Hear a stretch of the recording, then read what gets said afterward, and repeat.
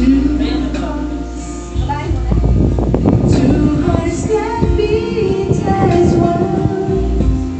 Our lives have just begun. And forever